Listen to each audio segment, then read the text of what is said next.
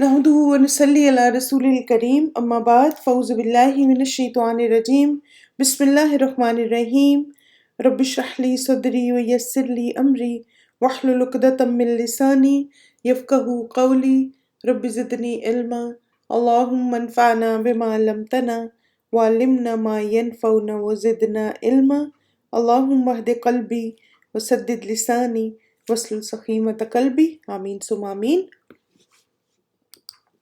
سب سے پہلے ذکر کی اہمیت کے بارے میں، اور آج جیسے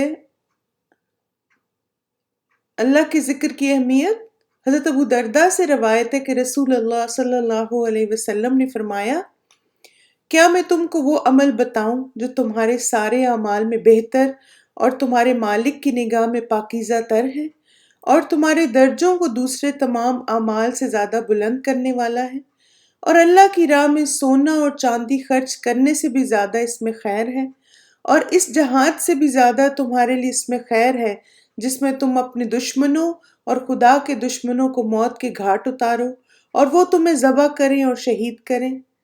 یعنی آپ دیکھیں کہ کتنے زیادہ اعمال ہیں جو نبی صلی اللہ علیہ وسلم نے گنوائے، اور پھر کیا کہا؟ صحابہ نے عرض کیا، ہاں یا رسول اللہ صلی اللہ علیہ وسلم، ایسا قیمتی عمل ضرور بتائیے۔ آپ صلی اللہ علیہ وسلم نے فرمایا، وہ اللہ کا ذکر ہے، اور یہ ترمذی کی حدیث ہے۔ یعنی درجوں میں تمام اعمال سے زیادہ بلند، اللہ کی راہ میں سونا چاندی خرچ کرنے سے زیادہ، جہاد سے بھی زیادہ، اور ایسا جہاد جس میں اللہ تعالیٰ کے دشمنوں کو انسان موت کے گھاٹ اتارے، اس سے بھی زیادہ۔ یعنی آپ دیکھیں کہ جو اعلیٰ درجوں کے اعمال ہیں نا، اس میں سب سے بہترین عمل، قیمتی عمل اس کو کہا گیا۔ قیمتی عمل کیا ہے؟ اللہ کا ذکر۔ اللہ سبحانہ تعالیٰ ہم سب کو اس کی توفیق دے کہ ہم ہر حال میں اپنے رب کو یاد کریں۔ آج کی جو ہماری دعا ہے یہ سید الاستغفار، آپ سب نے اس کو پڑھا بھی ہوگا، بہت دفعہ یاد بھی ہوگی بہت ساروں کو انشاءاللہ۔ اللہم انت ربی لا الہ الا انت خلقتنی وانا عبدک وانا علی عہدک ووعدک ما استطعت اعوذ بک من شر ما صنعت ابوء لک بنعمتک علی وابوء بذنبی فاغفر لی انہ لا یغفر الذنوب الا انت۔ اے اللہ، تو ہی میرا رب ہے اور تیرے سوا کوئی معبود برحق نہیں۔ تو نے مجھے پیدا کیا اور میں تیرا بندہ ہوں، اور میں اپنی استطاعت کے مطابق تجھ سے کیے ہوئے عہد اور وعدے پر قائم ہوں۔ میں تیری پناہ چاہتا ہوں ہر برائی سے جو میں نے کی۔ میں اپنے اوپر تیری عطا کردہ نعمتوں کا اعتراف کرتا ہوں اور اپنے گناہ کا اعتراف کرتا ہوں، بس مجھے بخش دے، یقیناً تیرے سوا کوئی گناہوں کو بخش نہیں سکتا۔ تو اس کو صبح اور شام ایک دفعہ ہم نے مانگنا ہے انشاءاللہ۔ سید الاستغفار، بالکل، یعنی آپ کہہ سکتے ہیں کہ یہ استغفار کا سردار ہے۔ حضرت شداد بن اوس رضی اللہ عنہ سے روایت ہے کہ نبی صلی اللہ علیہ وسلم نے فرمایا، سب سے عمدہ استغفار یہ ہے۔ یعنی سب سے عمدہ کیوں کہا؟ کہ یعنی یہ اسی لیے اس کو استغفار کا سردار بھی کہا جاتا ہے نا، کہ سب سے عمدہ، نبی صلی اللہ علیہ وسلم نے خود بھی کہا اس کو، اللہم انت ربی لا الہ الا انت خلقتنی وانا عبدک وانا علی عہدک ووعدک ما استطعت اعوذ بک من شر ما صنعت ابوء لک بنعمتک علی وابوء بذنبی فاغفر لی انہ لا یغفر الذنوب الا انت۔ جو صبح اور شام اس کو ایک دفعہ پڑھے گا تو کیا ہوگا؟ آپ صلی اللہ علیہ وسلم نے فرمایا، جس نے اس دعا کے الفاظ پر یقین رکھتے ہوئے صبح ان کو کہہ لیا اور اسی دن شام ہونے سے پہلے اس کا انتقال ہو گیا تو وہ جنت والوں میں سے ہے، اور جس نے اس دعا کے الفاظ پر یقین رکھتے ہوئے رات میں ان کو پڑھ لیا پھر اس کا صبح ہونے سے پہلے انتقال ہو گیا تو وہ جنت والوں میں سے ہے۔ یعنی اس دعا کو مانگنا اور پھر یقین کے ساتھ مانگنا، اس کا فائدہ کیا ہوگا؟ انشاءاللہ اللہ سبحانہ تعالیٰ ہم بہت عاجزی اور انکساری سے اللہ تعالیٰ سے اپنے گناہوں اور کمی کوتاہیوں کی معافی مانگ رہے ہیں، اور اس دعا کا ایک نام سید الاستغفار بھی ہے۔ دعا کا آغاز انتہائی تواضع کے ساتھ کیا جا رہا ہے کہ یا اللہ تو میرا رب ہے، میرا خالق، میرا مالک، میرا مدبر۔ یعنی شروع میں ہم کیا کہہ رہے ہیں؟ اللہم انت ربی، پھر لا الہ الا انت، اللہ کی وحدانیت کا اظہار، اور یہ کہ میں تیری مخلوق ہوں۔ یعنی بہت ہی ایک آپ دیکھیں کہ جس کو کہتے ہیں نا کہ عاجزانہ انداز ہے، بہت زیادہ انسان اپنی جس کو کہتے ہیں کہ انا کو ختم کر کے اپنی ذات کو مٹا کے اپنے رب کو پکار رہا ہے۔ لا الہ الا انت خلقتنی، اللہ کی وحدانیت کا اظہار، اور یہ کہ یا اللہ میں تیری مخلوق ہوں۔ اور پھر وَأَنَا عَبْدُكَ، عبد کہہ کر اپنی بندگی کا اقرار اور اللہ کے مالک ہونے کا اظہار ہے۔ یعنی عبدک آپ دیکھیں جب بندہ کہتا ہے نا تو یہ لفظ عبد کا جو لفظ ہے یہ ایک اکنالجمنٹ ہوتی ہے کہ میں اس بات پہ راضی ہوں اور اس بات پہ خوش ہوں کہ میرا رب ہے، اور میرا رب ہے اور میں اس کا بندہ ہوں۔ کیونکہ آپ دیکھیں نا جیسے مثلاً کوئی اپنے آپ کو کبھی کسی کے ساتھ اٹیچ کب کرتا ہے؟ جب وہ اس چیز پر خوش اور راضی ہوتا ہے نا، تبھی ہم کہتے ہیں نا۔ اور عبدو کا جو ہے یہ مضاف الیہ، یعنی آپس میں ایک تعلق بتایا جا رہا ہے۔ تو ہم اپنا تعلق اللہ تعالیٰ سے ظاہر کریں کیسے کہ یا اللہ میں تیری بندی ہوں، میں تیرا بندہ ہوں، اپنے آپ کو عاجز کر رہے ہیں اور اس بات پر خوش اور راضی ہیں کہ یا اللہ میں تیری بندی ہوں۔ پھر اس کے بعد وَأَنَا عَلَىٰ عَهْدِكَ وَوَعْدِكَ مَا اسْتَطَعْتُ، اللہ سے ہمارا عہد اور وعدہ کیا ہے کہ اس کے ساتھ کسی کو شریک نہیں کریں گے، اس کی اطاعت کریں گے، اس کے احکامات کی پیروی کریں گے، اور یا اللہ میں اپنی استطاعت کے مطابق تیرے احکامات کی ادائیگی کر رہا ہوں۔ یعنی مستطاعت کا لفظ کیا بتا رہا ہے کہ یا اللہ جو تیرے ساتھ میرا عہد ہے اور وعدہ ہے کہ میں تیرے ساتھ کسی کو شریک نہیں ٹھہراؤں گی، میں ہر حال میں تیری اطاعت کروں گی، احکامات کو مانوں گی، مگر انسان ہونے کے ناطے میرے اندر ویکنیسز بھی بہت ہیں۔ تو جیسے ہم کہتے ہیں نا استطاعت، یعنی جتنی میری استطاعت اور میری ایبلٹی ہے، میری توفیق ہے، اس کے مطابق یا اللہ میں عمل کر رہی ہوں۔ اور پھر اعوذ بک من شر ما صنعت، اس میں نا یہ ورڈ بڑا انٹرسٹنگ ہے، صنعتو کا۔ صنعتو کا میننگ وہی ہے جو صنعت کا مطلب اردو میں ہے۔ صنعت کیا ہوتا ہے؟ صنعت کاری کیا ہوتی ہے؟ اپنے ہاتھوں سے چیزیں بنائی جاتی ہیں نا، یہ مشینوں سے بنائی جاتی ہیں، یعنی چیزوں کو جو کریٹ کیا جاتا ہے۔ تو یہاں پہ ہم اللہ تعالیٰ سے کیا کہہ رہے ہیں؟ اعوذ بک من شر ما صنعت، کہ یعنی میں نے جو گناہ اپنے ہاتھوں سے بنائے، خود کیے، یعنی کسی نے نہیں کہا اور کسی نے بہکایا نہیں، میں نے خود ہی اپنے نفس کے بہکاوے میں آ کے وہ گناہ کیے ہیں۔ یعنی آپ دیکھیں کہ کس قدر انسان اللہ تعالیٰ کے سامنے اپنے آپ کو ہمبل کر رہا ہے نا، کہ اللہ کے سامنے عاجزی کا اظہار کرنے کے بعد اپنے گناہوں کے اقرار کا عاجزانہ اعتراف ہے کہ یا اللہ وہ گناہ جو میں نے اپنے ہاتھوں کیے، اعوذ بک من شر، کیوں ہم کہہ رہے ہیں؟ ان کے برے آثار سے ہمیں بچا۔ یعنی یا اللہ میں نے اپنے ہاتھوں سے گناہ کیے، خود کیے، عمدن کیے، تو مجھے ان کے شر سے محفوظ رکھ۔ یعنی آپ دیکھیں کہ ہر گناہ کی قیمت ہوتی ہے نا، آپ نے سنا ہوگا مکافات عمل کہ جو انسان کرتا ہے وہ پلٹ کے اسی پر آتا ہے، لیکن جو سچی توبہ کر لے، جو ہمبل ہو جائے، جو اللہ کی طرف رجوع کر لے، پلٹ آئے، اپنی اس غلطی پر شرمندہ ہو، تو پھر وہ مکافات عمل میں سے نکل جاتا ہے۔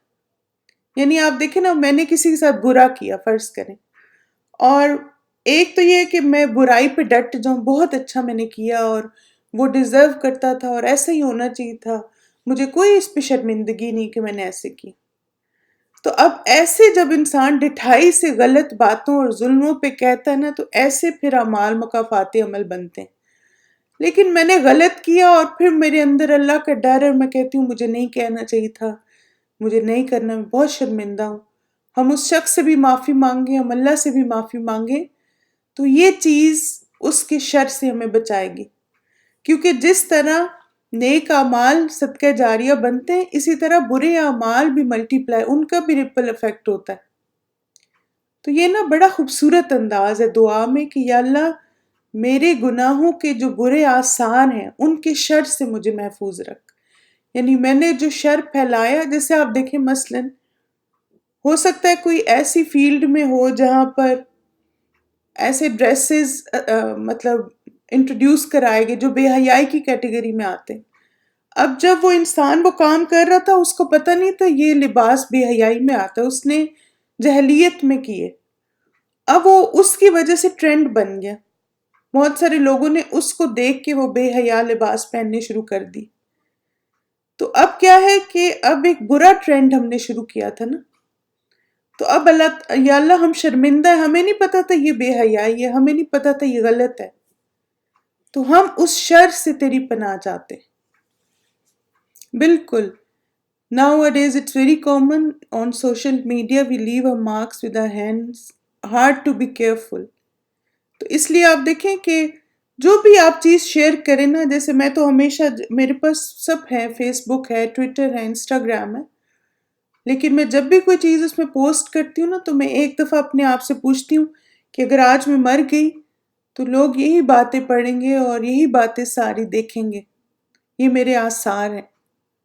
تو ہم کبھی بھی ایسی چیز پوسٹ نہ کریں کہ جو کہ اللہ تعالیٰ کے احکامات کے خلاف ہو، یا مثلاً جو لایانی چیز ہو، اس کی ضرورت نہ ہو۔ کیوں ہم اپنی اچیومنٹس شیئر کرتے ہیں، کیوں ہم لوگوں کو بتاتے ہیں؟ اس سے آپ دیکھیں کس قدر سائیکولوجیکل مسئلے ہو رہے ہیں، یہ جو سوشل میڈیا اس کی وجہ سے گھروں کے گھر خراب ہو رہے ہیں۔ پھر اس کے بعد آگے ہم دعا میں مانگتے ابو جو ہے یہ آپ نے لفظ یاد رکھنا ہے، یہ اس دعا میں 2 دفعہ آیا۔ ابو کا مطلب ہوتا ہے کہ کسی چیز کو ایکنالج کرنا، کسی چیز کو مان جانا، کسی چیز کا اعتراف کرنا۔ اور پھر آپ دیکھیں کہ اللہ سبحانہ تعالیٰ کو کیا چیز پسند ہے کہ بندہ اپنی جو نعمتیں اللہ نے ہمیں دی ہیں اس پر شکر گزار ہو۔ تو ہم اللہ سے کیا کہہ رہے ہیں؟ ابو لک بنعمتی کا علیہ، کہ اللہ تعالیٰ کی سب نعمتوں کا اعتراف کرتی ہوں، یعنی مجھے اعتراف ہے کہ یا اللہ تو نے مجھے بے تحاشا نعمتیں دی ہیں، اور سب سے بڑھ کے آپ دیکھیں اللہ نے ایمان کی نعمت دی، اسلام کی نعمت دی، اور پھر نیک اعمال کی توفیق کی نعمت۔ اب بہت سارے لوگ روزہ رکھ کے سو جاتے ہیں، ہم دیر تک جاگتے رہے، ہم وہ، سب کی روٹین اسی طرح ہی۔ آپ دیکھیں رات کو ہم جتنا مرضی جلدی کریں ہمیں 11:30 12 بج ہی جاتے ہیں، ہارڈلی 4-5 گھنٹے کی نیند ہے، لیکن کیا ہوا؟ بس رمضان ہے نا، کوئی بات نہیں، بعد میں رمضان کے بعد نیندیں پوری کر لیں گے۔ اور پھر یہ کہ ہم دورہ قرآن میں بھی آ جاتے ہیں۔ تو اب یہ اس نعمت کا اظہار ہے نا کہ اللہ نے قرآن جیسی نعمت دی اور ہمیں توفیق دی کہ ہم اپنی نیند قربان کرتے ہیں اور سونے کے بجائے ہم قرآن سننے کے لیے آ جاتے ہیں۔ اور پھر گناہوں سے توبہ کا موقع ملنا، یہ اللہ کی کتنی بڑی نعمت ہے۔ آپ سوچیں اگر توبہ کا موقع نہ ملتا تو کیا ہوتا؟ سارے انسان ہی جہنم میں ہوتے شاید، ایسا ہی ہوتا نا اگر توبہ کا دروازہ نہ کھلا ہوتا۔ تو اللہ تعالیٰ کی یہ کتنی بڑی نعمت ہے انسانوں پر کہ اس نے انسانوں کو توبہ کا موقع دیا، پلٹنے کا موقع دیا، اپنی غلطیوں کے اعتراف کا، ان کو فکس کرنے کا موقع دیا۔ اور وہ موقع کیسا ہے کہ آپ دیکھیں اللہ سبحانہ تعالیٰ کی رحمت ایسی ہے کہ اگر پہاڑ جتنے بھی کسی کے گناہ ہوں گے نا، یعنی زمین سے آسمان جتنے بھی گناہ ہوں، اتنے زیادہ گناہ، اور وہ سچے دل سے توبہ کرے تو اللہ اس کو معاف کر دیتے۔ یہ میں نے کہیں پڑھا تھا کہ ایون اگر فرعون بھی سچے دل سے توبہ کر لیتا تو اللہ اس کو معاف کر دیتا۔ یعنی اللہ کی رحمت تو اتنی وسیع ہے، ہمارے مانگنے میں کمی ہوتی، اس کے دینے میں نہیں۔ پھر ابو بذنبی، اب آپ دیکھیں پہلے نعمت کا اعتراف اور پھر اپنے گناہوں کا اعتراف۔ اللہ ہمارا ماضی، حال اور مستقبل سب جانتا ہے، اس لیے گناہوں کا نام لینے کے بجائے اعتراف گناہ کیا گیا۔ اب دیکھیں نا اتنی لمبی لسٹ ہے گناہوں کی، اللہ کو تو سب پتہ ہے نا. ابو بذنبی، تو ہم کہتے ہیں یا اللہ میں اعتراف کرتی ہوں کہ میں نے یہ سارے گناہ کیے ہیں. یا اللہ مجھے اپنے گناہوں، غلطیوں، کمی کوتاہیوں کا اعتراف ہے. جو حقوق اللہ، حقوق العباد میں نے کمی کی، مجھے سب پہ اعتراف ہے. میں مانتی ہوں میں نے کی ہے، میں نے یہ سب کیے ہیں. اچھا آپ دیکھیں، دنیا میں جب ہم سچے دل سے یہ دعا مانگیں تو کیا ہوگا؟ قیامت کے دن بھی ماننا آسان ہو جائے گا. دنیا میں مان جانا آخرت میں آسانیاں کرے گا، کیوں آخرت میں دوبارہ ہمیں اعمال نامے میں گناہ دکھائے جائیں گے اور اللہ تعالیٰ ہم سے پوچھے گا کہ تم نے سب کیے ہیں نا گناہ. اب دنیا میں جب ہم مان رہے ہیں نا ابو بذنبی، یا اللہ مجھے اعتراف ہے کہ میں نے کیے ہیں، نہ کوئی ہٹ دھرمی، نہ تکبر، نہ کوئی انا، جھک گئے رب کے آگے کہ یا اللہ بہت کمزور ہیں، شیطان کے وسوسے میں آگے، اس کے شر میں آ کے کیے ہیں سب گناہ. یا اللہ پھر ہم کیا کہتے ہیں؟ فاغفر لی انہ لا یغفر الذنوب الا انت. یا اللہ میرے گناہوں کو بخش دے، معاف کر دے، میرے اعمال نامے سے مٹا دے اور میری توبہ قبول کر کے گناہوں کو نیکیوں سے بدل ڈال. اللہ ہمارا رب ہے اور اسی کے پاس اس بات کا اختیار ہے کہ وہ چاہے تو اپنے بندوں کو بخش دے اور چاہے تو سزا دے. یعنی جب ہم کہتے ہیں نا انہ لا یغفر الذنوب الا انت، کہ یا اللہ تیرے اختیار میں ساری چیزیں، تیرے ہاتھ میں معاف کرنا اور تیرے ہاتھ میں ہی نہ معاف کرنا، لیکن ہمیں امید کیا ہے کہ یا اللہ تو ہمارے گناہوں کو معاف کر دے گا. چلیں اس کی ڈویژن دیکھ لیتے ہیں. اللہم انت ربی لا الہ الا انت خلقتنی، اے اللہ تو ہی میرا رب ہے اور تیرے سوا کوئی معبود نہیں، تو نے مجھے پیدا کیا. وَأَنَا عَبْدُكَ وَأَنَا عَلَىٰ عَهْدِكَ، اور میں تیرا بندہ ہوں اور تیرے عہد پر قائم ہوں. وَوَعْدِكَ مَا اسْتَطَعْتُ، اور میں اپنی استطاعت کے مطابق تجھ سے کیے ہوئے وعدے پر قائم ہوں. وَأَعُوذُ بِكَ مِن شَرِّ نَفْسِي، نہیں یہ وہ نہیں ہے اس میں، سوری. اعوذ بک من شر نفسی، میں تیری پناہ چاہتا ہوں ہر برائی سے جو میں نے کی. ابو لک بنعمتک علیہ، میں اپنے اوپر تیری عطا کردہ نعمتوں کا اعتراف کرتا ہوں. وابوء بذنبی فاغفر لی، اور اپنے گناہ کا اعتراف کرتا ہوں بس مجھے بخش دے. انہ لا یغفر الذنوب الا انت، یقیناً تیرے سوا کوئی گناہوں کو نہیں بخش سکتا. آمین ثم آمین. اللہ سبحانہ تعالیٰ سے دعا ہے کہ اللہ تعالیٰ ہم سب کو یہ دعا صبح اور شام یقین کے ساتھ مانگنے کی توفیق عطا فرمائے، کیونکہ آپ دیکھیں یقین سے مانگیں گے تبھی جنت میں جائیں گے. ٹھیک ہے. سبحانک اللہم و بحمدک، اشہد ان لا الہ الا انت، استغفرک و اتوب الیک. السلام علیکم ورحمۃ اللہ وبرکاتہ.